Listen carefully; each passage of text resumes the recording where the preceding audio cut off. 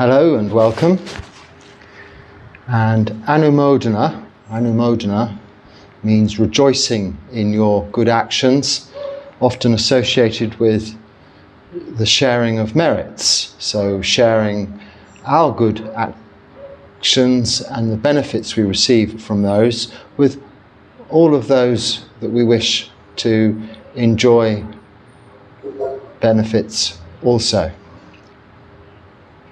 4, replying to my request for assistance, help, and sending me lots of emails, which I've enjoyed replying to and sharing with you merit by that way, and also establishing that now we have together overcome the problem I was having with emails, in that at least I know the majority can receive my replies. Someone in the comments mentioned the title help. Oh, you didn't want help, it was just clickbait.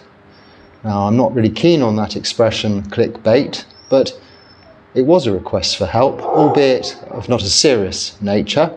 So apologies if it seemed alarming in that sense, but your help was required and received with much gratitude. Thank you for that. Aren't all titles to these videos? We have to put something. It doesn't really allow you not to put anything. It may just leave the date if you leave it blank. But aren't all titles in some way a clickbait? We're not going to put titles to put people off clicking and watching. That might be considered a way of attracting more. So if you were to put something different to what the content is, that could be considered clickbait. And I must admit, possibly I am guilty of such behavior and marketing tactics in these activities. I'm not, however, guilty in the sense of being ashamed. I want to attract as many people to listening to the Dharma as is possible, and therefore take the most interesting subject matter from the overall talk and include it as the title. It's as simple as that. I don't use little pictures and screens and graphics at the front end. They call thumbnails, I think, because I've no idea how to do that or any interest in learning how to do such things. So hopefully people whom click and view this material are doing so out of initial interest and remain and subscribe, as some of you do. And I'm very happy to see that that happens and has created a natural and organic growth within this channel and body of practitioners, the subscribers to this channel. So, anumodana. And the first comment is, thank you, Venerable, for sharing. Do you have a monastery? Yes, I do. So more, in fact, I have a sangha. So the sangha is the body of monks in the case of a male, and body of nuns in the case of a female. Bhikkhus, male, bhikkhunis, female. They're quite separate. In the Vinaya, males, females are kept separately, living separately, and not having much to do with each other, because we have vows of celibacy, and it makes the keeping of those more practical and easy. So, my sangha of fellow brothers and monks is in India. My actual monastery, our temple, my main one and our head office is the Mahabodhi Society, which is in Bangalore, Karnataka, South India. And they have a website and they have a YouTube channel. We have a website, we have a YouTube channel. We have just outside of Bangalore, some 30 kilometers, a very beautiful meditation center where there are retreats for purposes of going and having meditation retreats, and where we also, and I've never really mentioned this much before, have at least 2 or 3 times a year what we call pabaja, which is temporary ordination for people interested in living as a monk for a temporary period of time. to get familiarized with that life, the training, the extra precepts one takes on as a novice monk, a samanera, and living that brahmacharya life, the life dedicated to the holy life, dedicated to the practice of sila, moral virtue, meditation, samadhi, and panya, the development of wisdom, within an environment whereby you're very well supported with those requisites of just basic shelter, basic clothing, basic food, and basic medicines as required, and literally ordaining into the first stage as a samanera, wearing the robes, shaving your head, and living as a monk for 14 days or something like that. These, and along with the other, I think now 20 odd, 24 even now, branches throughout the whole of India, right up to the northeast of India, and as far down south as the sort of southwest, Mysore, getting on towards Mangalore. There are branches all over. That is my Sangha, that is my monastery. So my main monastery, where I'm from, is in Bangalore, but I was ordained in our branch, in Bodh Gaya, which is the site where the Buddha became enlightened. So the holy, one of the main holy pilgrimage sites in Buddhism, the Mecca, if you like, of Buddhism, Bodh Gaya. So we have a branch there and meditation center there. So you can look at their website and see all the activities going on throughout the year, especially if you're in India or in those parts where we have branches. In Sri Lanka, though, I choose to live alone. I live with the support of my Sangha in India, and with the support of yourselves through your kind donations online and through your most important communication via this platform and this means, support in your kind and encouraging comments and anumodana. Thank you for those, which I get in abundance and hopefully try to reply to them all. The questions you have about meditation, which we can discuss here, and it's very useful for me to be doing that also, and the emails I receive in that support. But my living here in Sri Lanka is outside of any of the temples, even that are close by, where they have their own sanghas and activities in their own traditions and with their own cultural influences going on, still in the Theravada school, but again, slightly different to that I'm used to, into which I've been originally trained in the Thai forest tradition and then coming to be ordained in the Theravada tradition in India. However, I live alone in what we call a kuti, which is the Pali word kuti for little hut, this little house. It's not so much a hut because it's concrete, a little bit more practical. It doesn't get eaten so quickly by the termites, etc. And this is where I've been living now for just about a year, a bit over a year now, practicing in solitude.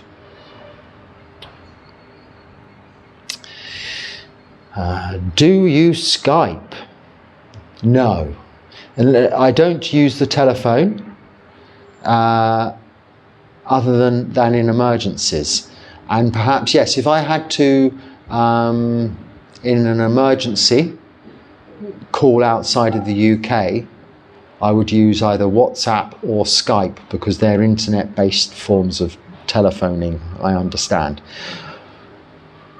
But I rarely, if ever, I can't remember the last time I had to or have used the telephone for anything at all, even locally. I don't pick up this device for using it as a phone. We call them phones, don't we? But I don't think I've had a phone conversation on it.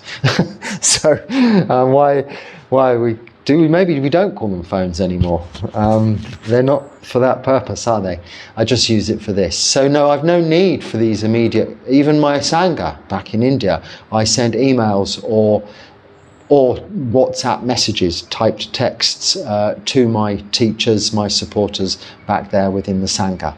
And that's how they would contact me or communicate with me if necessary. So now this is one of the emails I couldn't reply to directly, and we never got to the bottom of it, but thankfully it was just these few. And if they would like a direct reply, if you recognise this and you haven't received a reply, please send me another email and I will gladly try again. But I'm wondering whether it was some kind of very elaborate form of spam, because it's an interesting question for a robot. But here's the question, I'll fire away. Is there any rules in the Vinaya you would recommend to lay practitioners? You see, a robot wouldn't ask such a question, only a practitioner would ask that, wouldn't they? But yet, I cannot reply, I'm afraid, to your email.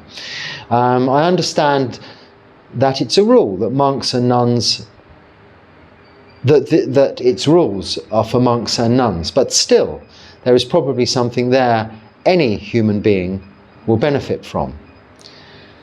Apart from the obvious rules that correspond to the main moral virtue precepts that go without saying, yes. Like not watching military activities, for example, guarding the sense doors is very important, I think. And it says, I've always noticed I kind of knew that. Oh, hello. And then you refer to, I imagine, the Buddha peacefully getting out of samadhi, and he's like, no tickling other bhikkhus. Oh, you'd like me to talk about some of the stories behind the origination of some of these rules? Well, if you recognise your email there, you're one of the ones I couldn't respond to. So check your spam rules or regulations or what it is that prevents you receiving a normal email from a not so normal person, in that I am I suppose a UK Google account holder living in Sri Lanka, or sending you an email from a Sri Lankan IP, is it, address? That might be the problem, but many hundreds and probably thousands of emails I've replied to haven't had that issue. So you're unique along with 3 others in that sense. These rules, now, tickling's quite obvious, it's just a sort of unuseful activity. Trickery, joking, playful activities. You see, we're not really, it's considered we're not allowed to go swimming, but the actual Vinaya rule is we mustn't play around in water. Because it was seen that when the monks were bathing in the river or bathing in the lake together and then just playfully splashing around a little bit, lay people passing by saw this activity and considered it frivolous.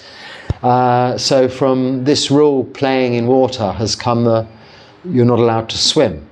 But I have on occasions, when it's appropriate to do so in rivers, lakes and the sea, had a swim since I've been ordained, because I haven't considered it as being playful or playing in water. It's actually been, for many years, in fact, my only way of bathing was in the rivers and the lakes in India. Most of the time I was in India I was living outside, and just used the sea or the waterfalls or the rivers or the lakes to bathe in.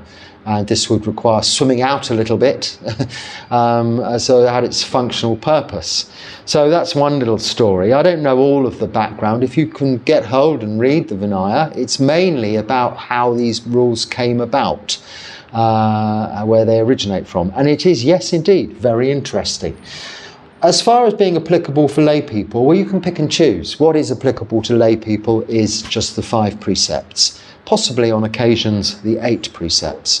And the rest of these rules are designed for monks and nuns, in that they are, like the no tickling one, like the not living with the opposite sex, are to be supportive of those 5 precepts and the 8 precepts, and indeed 10 precepts, which separates beautification and entertainment into 2 and includes the not using of money.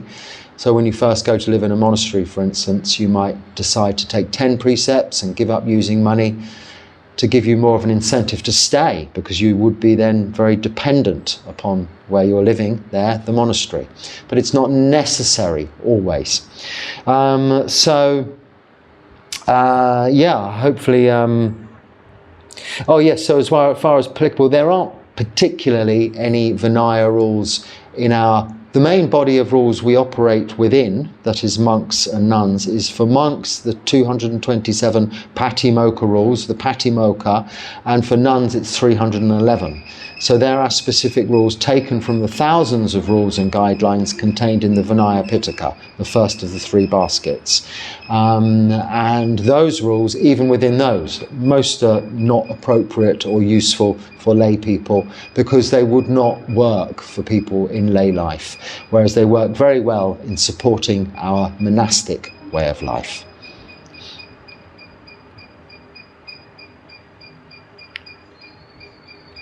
Okay, so this is another one of the emails I couldn't reply to. Again, it's got emojis, but I've had emails recently with emojis also. That hasn't been a problem, although I wouldn't encourage them. But it's a very... yeah, so I don't think that was the problem. It may have been just a one-off problem, and like I expected, it resolved itself. It was around about 2 or 3 days, and it did coincide with some other things I had to change with my Google account. Completely unrelated, but it may have been important and certainly out of my realms of understanding. Anyway, your question is about mudras, and when you say mudras, you mean these hand postures. Mudras is a general word, not necessarily for these hand postures you see in the Tibetan practice, but posture. So I haven't got the whole email here. It's a screenshot of a bit of it, so I'm afraid I'm not sure I've got the whole context. But your question is, are they just superstitious things or are they important? Well, no, they're not superstitious. They're an actual method of communication. They're a method of learning. They're a method of practicing mindfulness, like maybe using equipment like a mala is a way of practicing mindfulness, and they learn a kind of a hand signing language with the mudras in the Tibetan tradition. But the mudras we're familiar with are those of the 4 postures. So our practice in the Theravada tradition is a practice of sila, samadhi, panya, but samadhi, meditation, in the 4 common postures, which are sitting, standing, walking, and lying down. This is the sitting posture, the half lotus, and the hand mudra usually for this posture is just with your hands, right hand on top of left palm, thumbs just gently touching. This is also in representations of the Buddha, iconography and art. The mudra in which his hands are placed to signify meditation or calmness. This,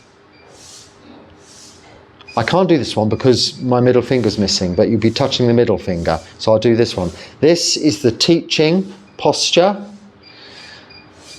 This is something else, and this is something else. I can't remember the meaning of them.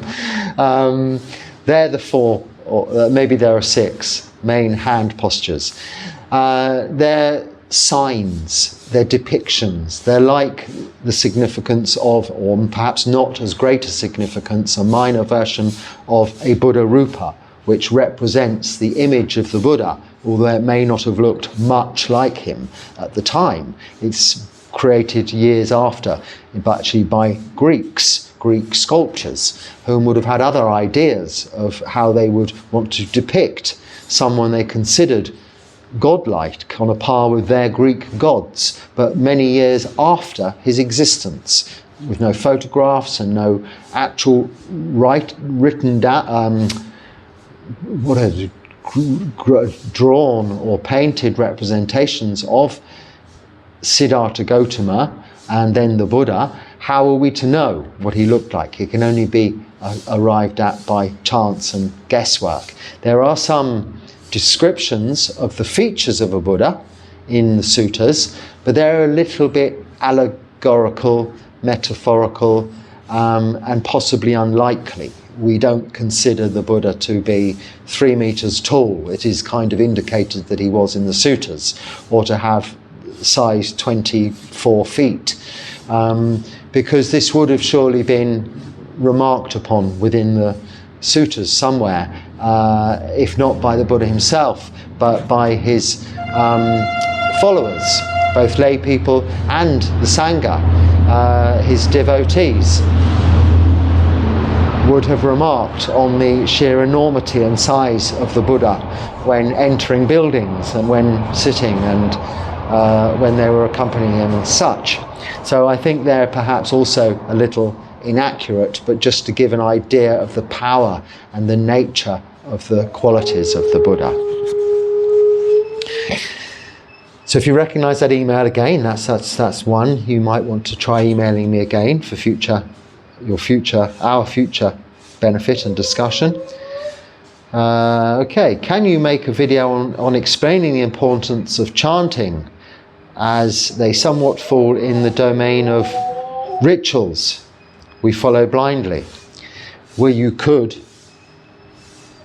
use chanting as ritualistic activity, behavior you are following blindly, or you could find the Pali chanting translated into your own language and find out its meaning. Now, I think I spoke about this yesterday.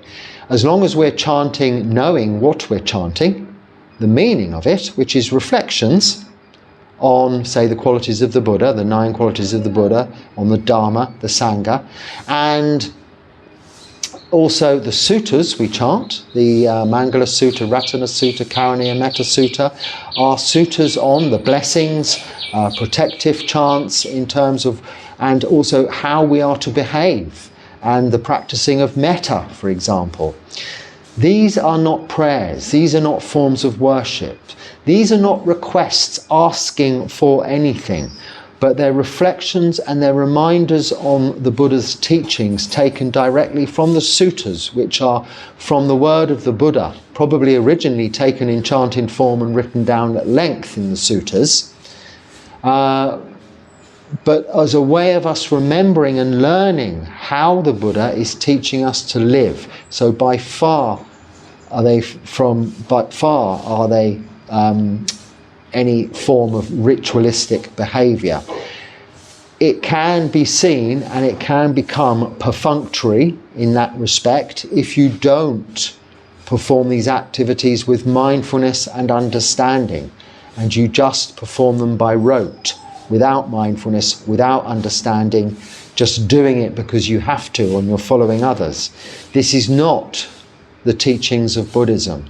This is not how the Buddha asked us to practice, but he asks us specifically to reflect upon the 3 characteristics of existence, on the 5 frequently recollected subjects like aging, sickness, death, on karma, on rebirth. This is continuously reminding ourselves of what we should be coming to understand in order to develop wisdom.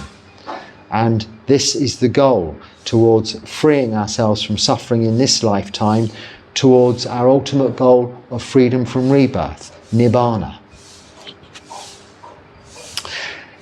I think there is a video already about specifically chanting, but I think that's really all we need to talk about in any detail. I don't think I need to talk for a whole 40 minutes or something. It comes up quite often, especially when I'm really coming from a base of I use the suttas, or I use the chanting version of the suttas as really my instructions, my own personal instructions for my own practice, rather than reading the full sutta, which is largely repetitive anyway. I find that the chanting, albeit not necessarily grammatically absolutely accurate in their translation, because of course they've been translated into our own language to make them rhyme and fit and have the correct number of syllables for the way that the stanzas are voiced. But you get a good general idea of what the Buddha is trying to tell us from them. Okay, so moving on. I come from a very secular background. Is it very wrong or harmful for me only to see rebirth as something that happens during our lifetime? And once the body is dead, only our actions will keep going, affecting others and creating new actions. I have no doubt in the teachings, but because of my background, I find myself trying to explain it all through a more secular lens. Well, secular, what really even does secular mean? Buddhism is secular. It's not worshipping a god or asking you to believe in anything, if that's your understanding of secular. It's not asking you to believe in rebirth or anything it teaches, but to, through experientially, come to understand it. You've been born. This is rebirth. You're here now. Now, you don't have to believe that you'll be born again, but you already understand karma. You thoroughly understand from your comment there, karma, and the results of those actions. What you describe, as you describe it there, that those actions are causes and conditions for future results, karma and vipaka. What you describe there, well, is that not rebirth?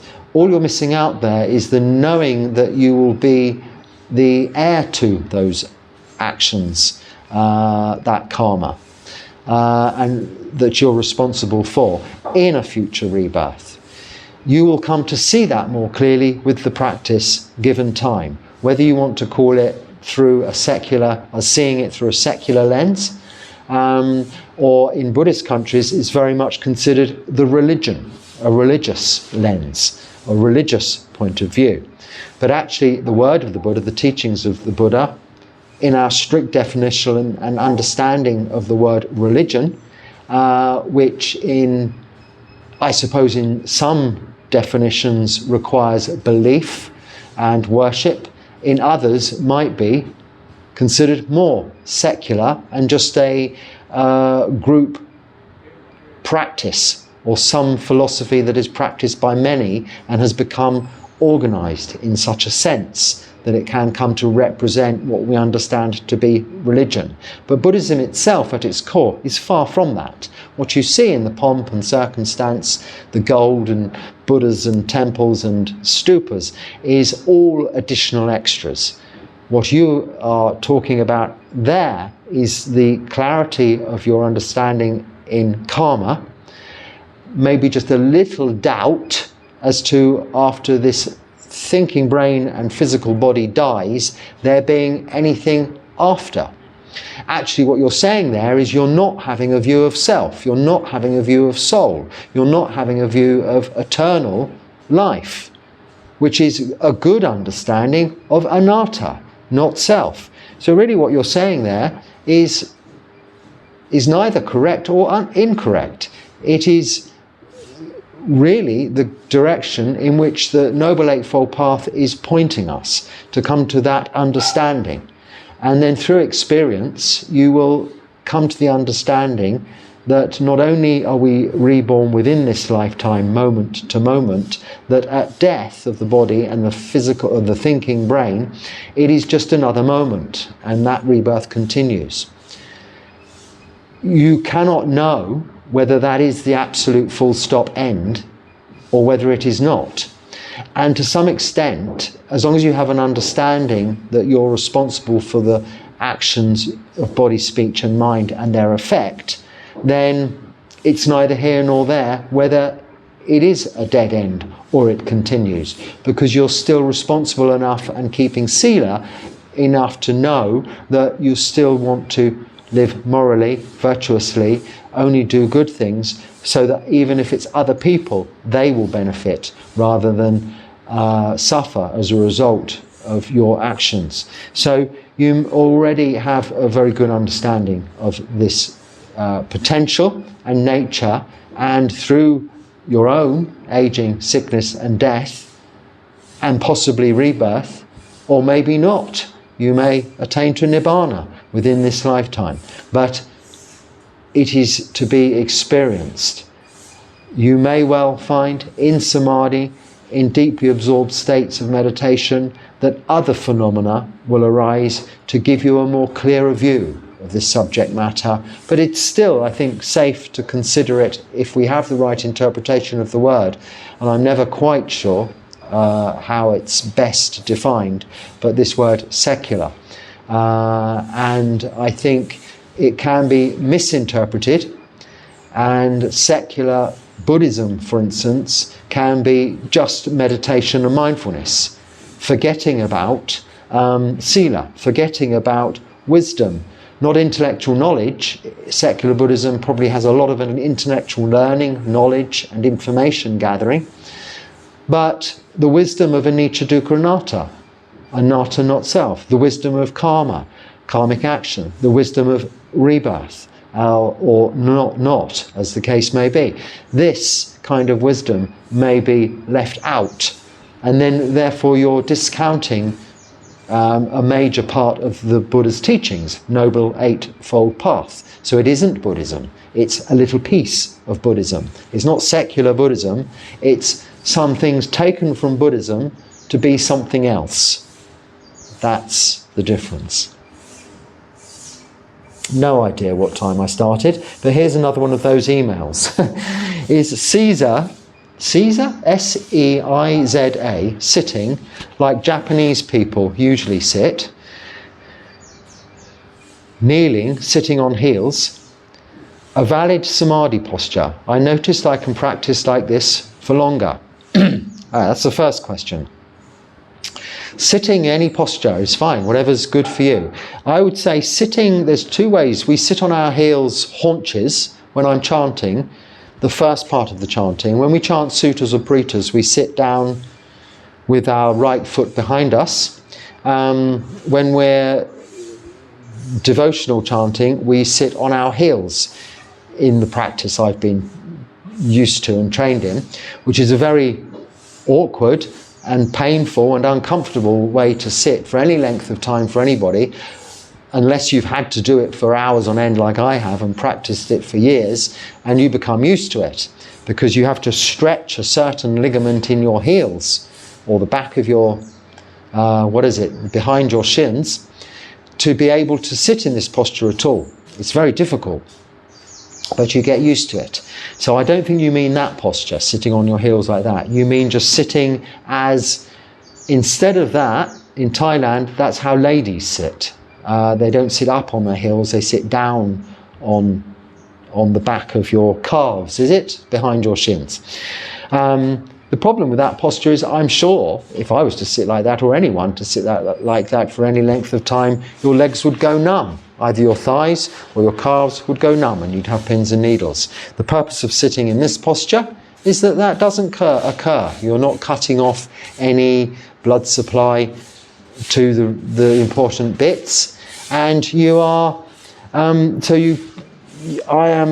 nothing is crossed here. I've sat for this entire talk like this, and at the end when I get up I won't have any numbness, because none of the blood supply is being cut off. I'm evenly spaced on the floor, my knees and my bottom spreading the load, so to speak, my weight. So that's the first one. The second, right, watching walking meditation video, you noticed that a monk was walking his forefoot first, stepping with the ball of the feet, not the heel. Why is this? Is it some kind of walking technique?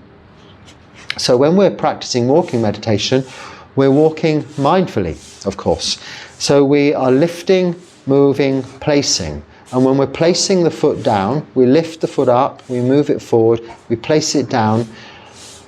You'll notice when people are walking in a hurry, perhaps they're a little bit eager to get somewhere, very excited, maybe even a little angry about something, they will walk very quickly, heels down, banging into the floor.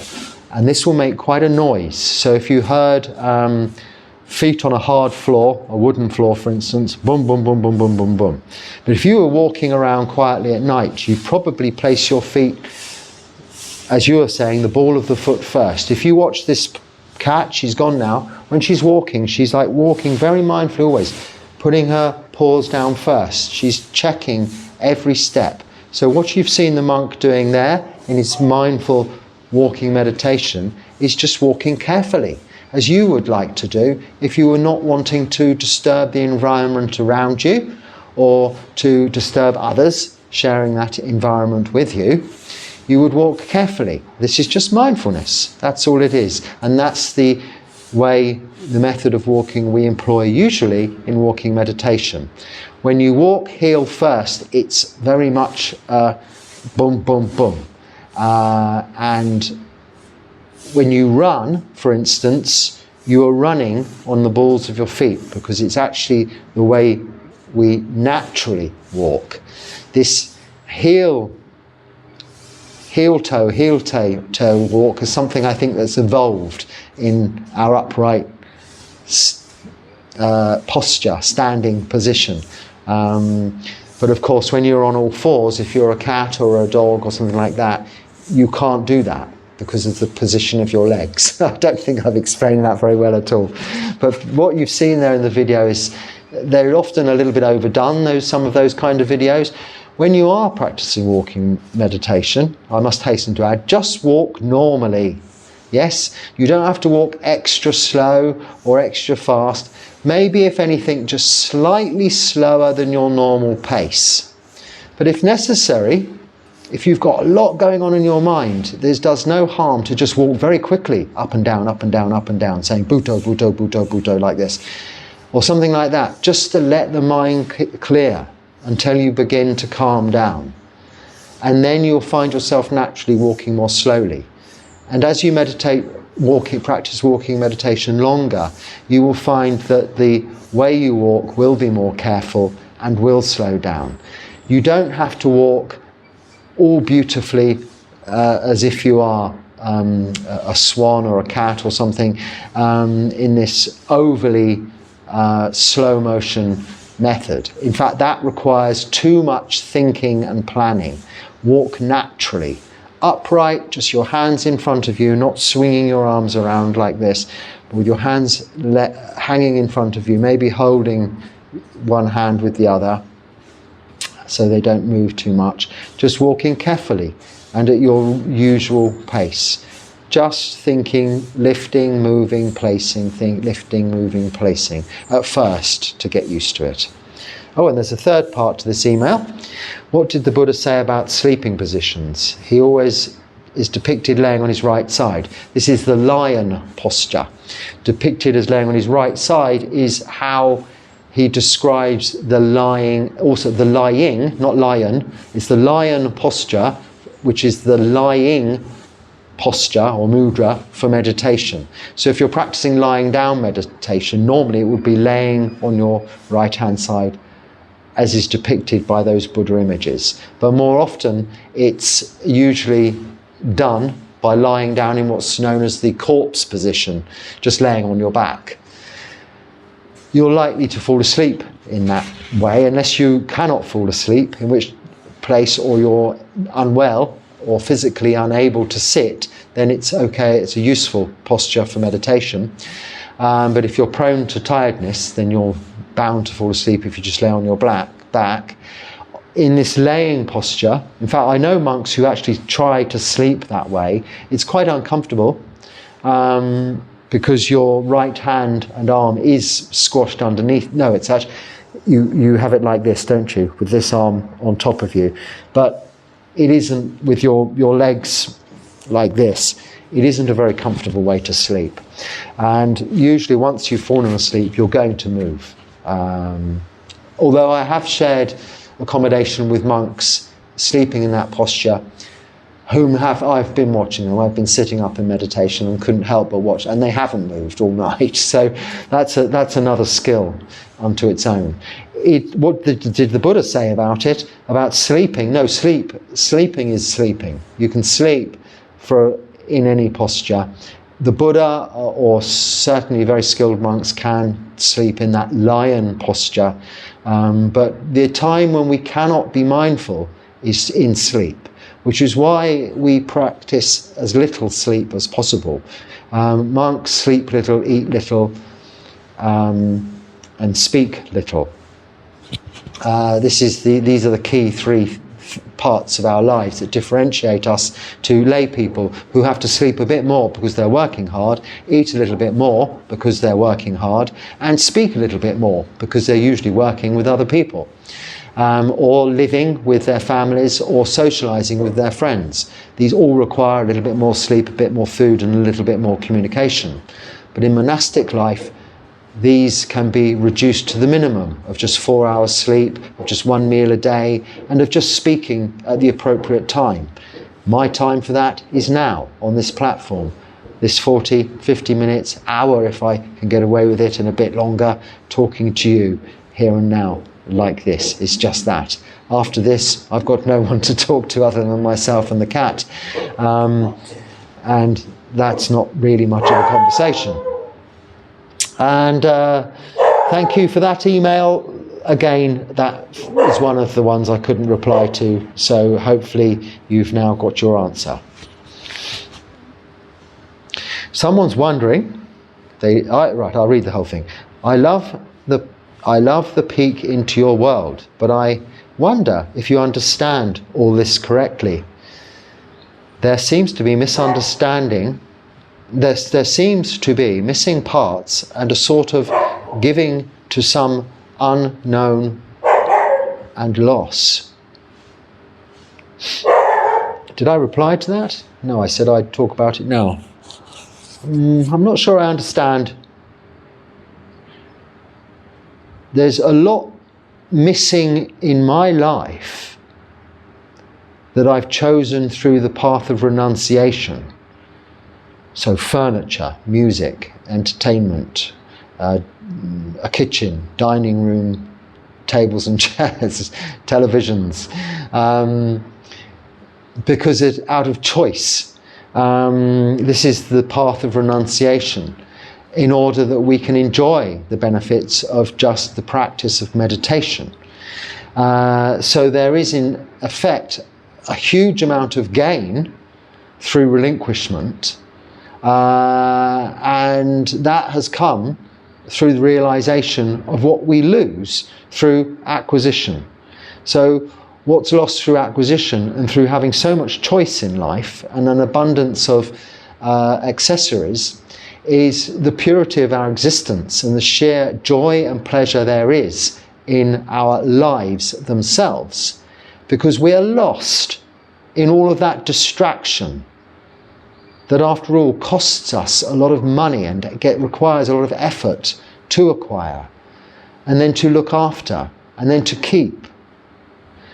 This takes us away from the appreciation of the sheer natural joy of samadhi, of meditation, the sheer pleasure of nature that surrounds us and is just free for everyone. So it is a little bit, I can sort of, I think, understand what you're asking or what you're suggesting, but you're a little bit seeing it from the materialistic, perhaps, point of view, or someone who finds beauty in things and there is nothing wrong with a life where you find aesthetic, or you derive aesthetic pleasure from beautiful things, as opposed to ascetic pleasure from renunciation.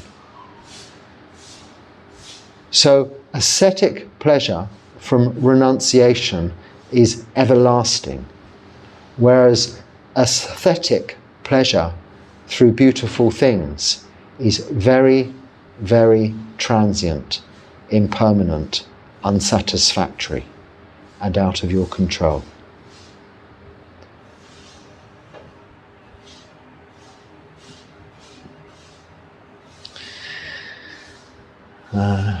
Same beginning, peek into my world. I'm glad it's interesting.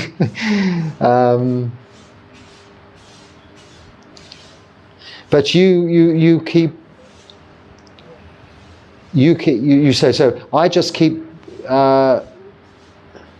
going to how much I love cheeseburgers and going to concerts, and wonder if you miss that because you have a choice and hope you really like this.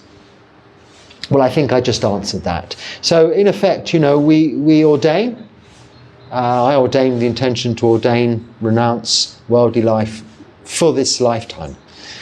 But we're not bound in chains. I could disrobe, walk out of here tomorrow, check into a hotel and have cheeseburgers and go to musical concerts. Maybe I'd have to get a job first in order to pay for that. But let's say somebody was to invite me to do such a thing, and people do. I've been invited on wonderful trips, and I very happily and gladly turned them down, because I say, or explain exactly as I just have, I'm a monk, I've renounced all that, I'm not interested. And I really am not interested. What would be the objective of me saying otherwise? If I wanted cheeseburgers, I could have them. If I was to say I really love cheeseburgers and I don't, please don't send any, people would probably send them. But that's not the point. What you're saying there is you're just recognizing the difference between monastic life and lay life, and that's all it is. And there's nothing wrong with lay life. There's nothing morally wrong in musical concerts or concerts of any kind, or eating cheeseburgers. Apart from the meat aspect, maybe some would consider, but it's not a part of Buddhism. Vegetarianism is not Buddhism. It's a matter of choice. However, the Buddha asks that we are all respectful of each other's practice, and that there are lay men, lay women, there are monks and there are nuns, upasakas, lay men, upasikas, lay women, bhikkhus, monks, bhikkhunis, nuns. We need all four. This is the fourfold assembly, like four legs of a table in order for it to be firm. The firmness is the sasana, the Buddhist tradition, the Buddhist religion, for want of a better word. That faith, that strength of that religion is based on all four supports: men, women, lay people, and monks, nuns, monastics. So we live dependent on each other, and it's a case of choice. And finally, Bante, I am YouTube viewer of your talks. Is there a way I can offer dana for you? So people offer dana by me going on Pindapata in the morning, people putting food in my bowl, or they can bring things here to me at my kuti at any time. But if you're a YouTube viewer and you're abroad, the only way, practical way, is financial. So donations of that nature, and there is a link in the channel description for that purpose. We don't use money, but of course there are costs associated with this particularly internet and the equipment to make these videos and then upload them and what have you. And those costs are met online, and that can be I can be assisted by lay people to meet those occasions as necessary without actually handling money. And then finally, here's one of those emails, but I haven't got much of this one. It says here that I am naturally a jolly human being, generally speaking, but studying Buddhism has made me apathetic, cold and distant. I enjoy giving up things. I try to practice like a monk because I think it's cool. I sleep on the floor, eat once a day, gave up even music recently. But I'm not a monk, at least for now. I notice I feel bad for enjoying being with family, friends and anyone. Well, to be fair, I never liked socializing. I enjoy and protect my solitude. I will never trade my peace of mind for some delusional social construct that we call friendship. So this is where I've got a bit of the end missing. So really you're just recognizing, we call something, there's a word, nibbida, which means disenchantment with worldly life. But what you're actually indicating to me there is not nibbida. Nibbida is a quality we developed. Disenchantment So you're not wanting cheeseburgers and musical concerts, and you're quite happy sleeping on the floor, and you can see the benefits in a life of renunciation. But you also have developed aversion for lay life and activities of lay life, which is counter to mudita. Mudita is one of the 4 Brahma Viharas, and you need to try, this person writing the email, the one of which I have not been able to reply to, you need to practice the 4 Brahma Viharas: metta, karuna, mudita, upekkha. Metta is loving kindness, karuna is compassion, mudita is joy for others, and equanimity, upekkha is equanimity. You're clearly not practicing those because you have aversion.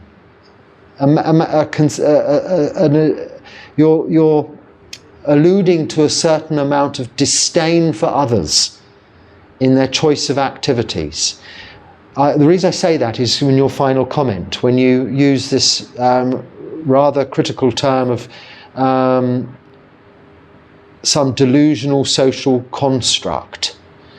That's maybe a fashionable, it might have been once, hippie thing to say, but there is nothing morally wrong with people enjoying a thoroughly fruitful and happy social life, family life, work life, all of the pleasures that entails, entertainment, making money, being successful, but also within that having loving relationships, being kind to others, metta, being able to consider others and look after others, karuna, compassion, and then appreciating that other people can enjoy those things, mudita. We must develop that quality also, even as renunciants. Appreciate that when someone goes on a nice holiday, they eat lots of lovely food, listen to lovely music, go swimming, have beautiful relationships, make new friends. We are happy for them to do that. But when we are involved within those circles, for instance, if we go to be with family, meet our friends for whatever purpose, an important occasion, a wedding or a funeral, even as renunciants, we can equanimously behave amongst them with the full qualities of loving kindness, compassion and joy, but not drawn towards those attractions that they're drawn to. The overeating, maybe an indulgence and sensual pleasures, but still accept and enjoy their enjoyment of that without aversion. That's what you're deeply missing from your practice. So if you're considering becoming a monk, understand you will need to really develop considerable amount of humility in the first part of your training as a monk, before you can move on any further.